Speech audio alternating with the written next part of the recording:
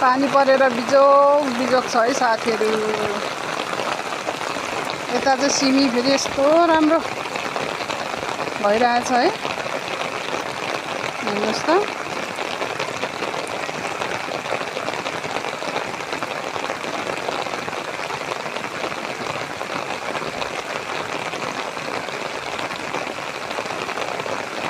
यो चाहिँ कहाँ भयो भन्नुहुन्छ भने यो चाहिँ लुबुतिर है साथीहरू। लुबुको भ्यू हो।